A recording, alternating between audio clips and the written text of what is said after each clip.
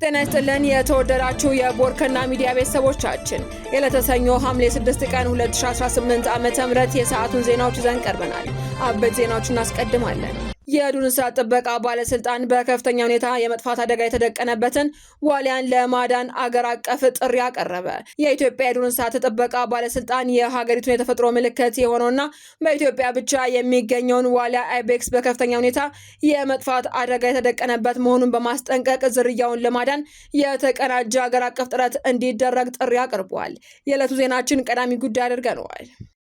የበጀት እጥረት በአዲሱ የጤና ዘርፍ የትርፍ ሰዓት ክፍያ መመሪያ ትግበራ ላይ እንቅፋት መፍጠሩ ተገለጸ። በኢትዮጵያ የሚገኙ የጤና ተቋማት ሰራተኞች የትርፍ ሰዓት ወይንም ኦቨርታይም ክፍያን ስርዓት ለማስያዝ የወጣው አዲሱ መመሪያ በተለያዩ ክልሎች ባጋጠመው የበጀት እጥረት ምክንያት በተሟላ ደረጃ መተግበር አለመቻሉ ተመላክቷል። በዝርዝር እናደርሳችኋለን። በሜዶላቡ ዩኒቨርሲቲ ከ91 በመቶ በላይ የመምህራን የምርምር ስራዎች በኤአይ ምክንያት ውድቅ ተደረጉ። የሜዶላቡ ዩኒቨርሲቲ መምህራን ለምርምር ካቀረቧቸው 104 የጥናት ፕሮፖዛሎች መካከል 95ቱ ወይንም ከ91 በመቶ በላይ የሚሆኑት ሙሉ በሙሉ በሰው ሰራሽ አስተውሎት ኤአይ የተዘጋጁ በመሆናቸው ውድቅ መደረጉ ተሰምቷል። ተጨማሪውን ይዘናል። አቶ ተወልደ ገብረ ማርያም የፓኪስታን አየር መንገድ ዋና ስራ አስፈጻሚ ሆነው ተሾሙ። የኢትዮጵያ አየር መንገድ የቀድሞ ዋና ስራ አስፈጻሚ የነበሩት አቶ ተወልደ ገብረ ማርያም የፓኪስታን ብሔራዊ አየር መንገድ ከገጠመው ከፍተኛ ኪሳራ አውጥተው ወደ ትርፋማነት እንዲመልሱት በዋና ስራ አስፈጻሚነት መመረጣቸው ተገልጿል። ዝርዝሩን ታደምጡታላችሁ። ዜናዎቻችንን በዝርዝር እናቀርባለን። በቅድሚያ የዱር እንስሳት ጥበቃ ባለስልጣን በከፍተኛ ሁኔታ የመጥፋት አደጋ የተደቀነበትን ዋሊያን ለማዳን አገር አቀፍ ጥሪ አቀረበ። የኢትዮጵያ የዱር እንስሳት ጥበቃ ባለስልጣን የሀገሪቱ የተፈጥሮ ምልክት የሆነውና በኢትዮጵያ ብቻ የሚገኘውን ዋሊያ አይቤክስ በከፍተኛ ሁኔታ የመጥፋት አደጋ የተደቀነበት መሆኑን በማስጠንቀቅ ዝርያውን ለማዳን የተቀናጀ አገር አቀፍ ጥሪ ማቅረቡ ተሰምቷል።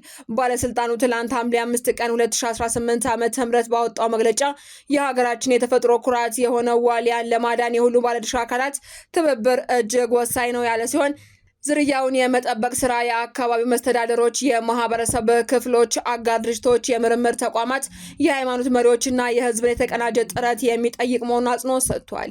ይህ ጥሪ የቀረበውም የዓለም አቀፍ የተፈጥሮ ጥበቃ ህብረት ዋሊያ አይቤክስን ለከፍተኛ የመጥፋት አደጋ የተጋለጠ በሚል መደብ ውስጥ ካካተተ ከጥቂት ቀናት በኋላ ነው። ህብረቱ የዋሊያ ቁጥር በከፍተኛ ሁኔታ ማሽቆልቆሉንና ዝርያው ሙሉ በሙሉ የመጥፋት አደጋ ላይ መውደቁንም ገልጿል። የህብረቱ የቅርብ ጊዜ ግምገማ እንደሚያሳየው የዋሊያ ቁጥር እንደ አውሮፓውያን አቆጣጠር በ2015 ከነበረበት 865 በግንቦት 2004 እንደ አውሮፓውያን አቆጣጠር ወደ 306 ዝቅ ማለቱን የገለጸ ሲሆን ለመራባት የደረሱ ዋሊያዎች ቁጥር ከ250 በታች መውረዱንና ይህም ዝርያው በዱር ተፈጥሮ ውስጥ ከመጥፋቱን በፊት ያለውን ከፍተኛውን የአደጋ ደረጃ የሚያሟላ መሆኑን አመላክቷል።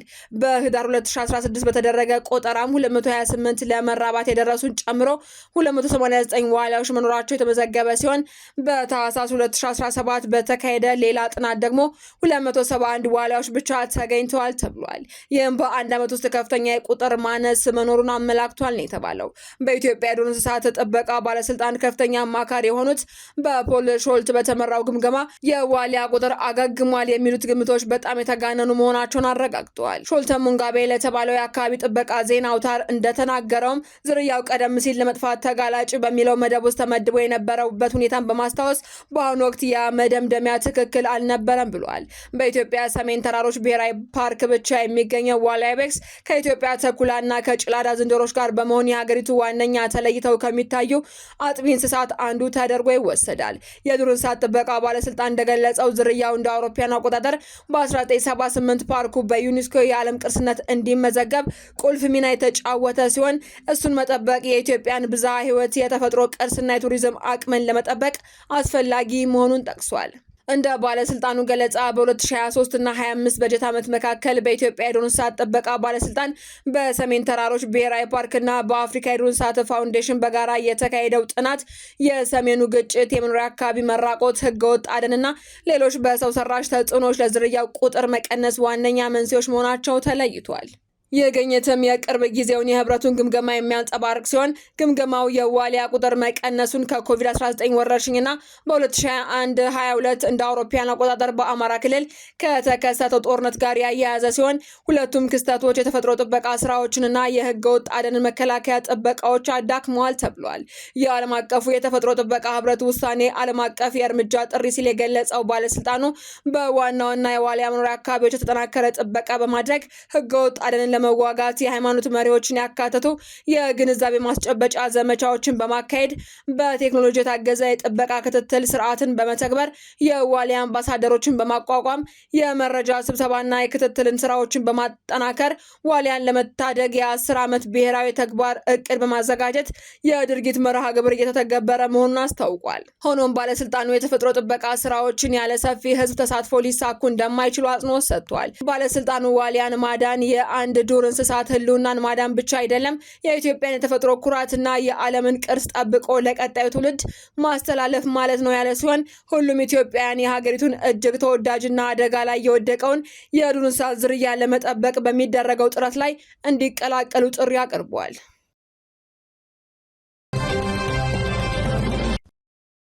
የበጀት እጥረት በአዲሱ የጤና ዘርፍ የትርፍ ሰዓት ክፍያ መመሪያ ትግበራ ላይ እንቅፋት መፍጠሩ ተገለጸ።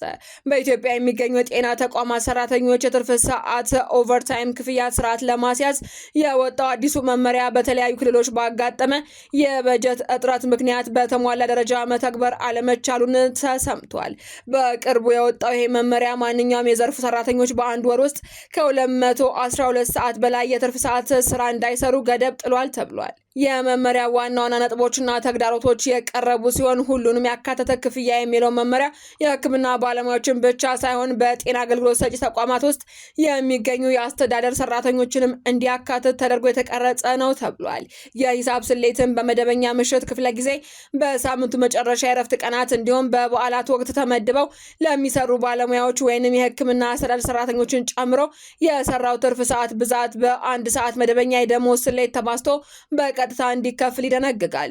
ነገር ግን መንግስት የሕክምና ባለሙያዎችን መሰረታዊ ጥያቄዎች ለመመለስ በማሰብ ይህንን መመሪያ ቢያወጣም በተግባር ግን መሬት ላይ መተርጎም አልቻለም ነው የተባለው። በአማራ፣ በኦሮሚያ፣ በደቡብ ኢትዮጵያና በሌሎችም ክልሎች የሚገኙ የሕክምና ተቋማት አጋጥሞናል ያሉት የበጀት እጥረት መመሪያው በተሟላ ደረጃ ተግባራዊ እንዳይሆን ዋነኛ እንቅፋት ሆኖባቸዋል ተብሏል። በሜዳውላቡ ዩኒቨርሲቲ ከ91 በመቶ በላይ የመምህራን የምርምር ስራዎች በኤአይ ምክንያት ውድቅ ተደረጉ። በሜዳውላቡ ዩኒቨርሲቲ ከ91 በላይ የመምህራን የምርምር ስራዎች በኤአይ ምክንያት ውድቅ ተደረጉ። የሜዳውላቡ ዩኒቨርሲቲ መምህራን ለምርምር ካቀረቧቸው 104 የጥናት ፕሮፖዛሎች መካከል 95ቱ ከ91 በመቶ በላይ የሚሆኑት ሙሉ በሙሉ በሰው ሰራሽ አስተውሎት ኤአይ የተዘጋጁ በመሆናቸው ውድቅ መደረጋቸው ተሰምቷል። ዩኒቨርሲቲው በአሁኑ ወቅትም በመምህራንና በተማሪዎች ዘንድ ሰፊ የኤአይ አላግባብነትን የመጠቀም ክፍተት መታየቱ ተገልጿል። ከቀረቡት አጠቃላይ የምርምር ማመልከቻዎች ውስጥም ቴክኖሎጂን በአግባቡ ተጠቅመው ወይንም ሳይጠቀሙ የቀረቡት 9ኞቹ ብቻ ናቸው ተብሏል። አዲሱ መመሪያ ተቋሙ የቴክኖሎጂ አጠቃቀምን ስርዓት ለማስያዝ አዲስ መመሪያ ተዘጋጅቷል ተብሏል። ተቋሙ የቴክኖሎጂ አጠቃቀምን ስርዓት ለማዘመንም አዲስ መመሪያ አዘጋጅቷል ተብሏል። በዚህ መሰረት መምህራንም ሆኑ ተማሪዎች በምርምር ስራዎች ላይ እስከ 30 በመቶ ብቻ በኤአይ እንዲረዱ ተፈቅዷል። የቁጥጥር ስርዓቱ ይህንን አጠቃቀም መጠንና የቅጅ መብት ጥሰትን ለመቆጣጠር ተርኒቲ የተባለውን የፕላጃሪዝም እና የኤአይ መፈለጊያ ሶፍትዌር ጥቅም ላይ መዋል መጀመሩንም የዩኒቨርሲቲው የሕግ መምህር አቶ አለሙ ባልቻ አስታውቀዋል። የሰው ሰራሽ አስተውሎት ቴክኖሎጂ በትምህርት ዘርፍ ላይ የሰራው አዎንታዊ ሚና ቢኖርም የምርምር ስራዎች የባለቤትነት እውነተኛ የፈጠራ ክህሎትና ምርምርን ሊያንጸባርቁ ስለሚገባ ጥንቃቄ ሊደረግበት ይገባልም ተብሏል። በሌላ በኩል ዩኒቨርሲቲው ዲጂታል ቴክኖሎጂን በስርዓተ ትምህርቱ ውስጥ በበጎ ጎኑ ለማካተት እየሰራ መሆኑ ተጠቁሟል። አቶ ተወልደ ገብረ ማርያም የፓኪስታን አየር መንገድ ዋና ስራ አስፈጻሚ ሆነው ተሾሙ። የኢትዮጵያ አየር መንገድ የቀድሞ ዋና ስራ አስፈጻሚ የነበሩት አቶ ተወልደ ገብረ ማርያም የፓኪስታን ብሔራዊ አየር መንገድ ከገጠመው ከፍተኛ ኪሳራ አውጥተው ወደ ትርፋማነት እንዲመልሱት በዋና ስራ አስፈጻሚነት መመረጣቸውን ብሉምበርግና አረቢያን ኒውስ ዘግቧል። ይህ ሹመት የተሰማው አየር መንገዱ ወደ ግል የማዛወሩ ሂደት የመጀመሪያ ምዕራፍ መጠናቀቁን ተከትሎ ሲሆን አሪፍ ሀቢብ ኮርፖሬሽን የተባለ የግል ጥምረትም የአየር መንገዱን የስራ አመራር ቁጥጥር ተረክቦታል። አዲሶቹ ባለቤቶችም የአየር መንገዱን የፋይናንስ አቅም ለማጠናከር የበረራ አውሮፕላኖችን ለማዘመንና የበረራ መዳረሻዎችን ለማስፋፋት በመጀመሪያ ዙር 80 ቢሊየን የፓኪስታን ሩፒ ወጪ አድርገዋል ተብሏል። አቶ ተወልደ ገብረ ማርያም የኢትዮጵያ አየር መንገድን በአፍሪካ ግዙፍና ስኬታማ አየር መንገድ በማድረግም ረገድ የነበራቸውን ዓለም አቀፍ ዝናና ልምድ ለዚህ ሹመት እንዳበቃቸውም ተገልጿል። ባለሀብቶቹ በአጠቃላይ 180 ቢሊዮን ሩፒ ለኢንቨስትመንት ያቀረቡ ሲሆን የአቶ ተወልደ መመረጥ አየር መንገዱን በክልላዊና በዓለም አቀፋዊ የኢንዱስትሪ ገበያ ውስጥ ተወዳዳሪ ለማድረግ ለተያዘው ስትራቴጂካዊ እቅድ ወሳኝ መሆኑ ታምኖበታል። በአሁኑ ወቅት የአቶ ተወልደ ሹመት በይፋ ከመታወጁ በፊት የተለመደውን የመንግስት የጸጥታ ማጣራት እየተከናወነ መሆኑን የአየር መንገዱ የስራ ኃላፊዎች ማረጋገጣቸውን ብሉምበርግና አረቢያን ኒውስ አክለው ዘግበዋል። አድማጮቻችን፣ የሰዓቱ ዜናዎቻችን ተጠናቀዋል። ስለተከታተላችሁ እናመሰግናለን። ሰላም።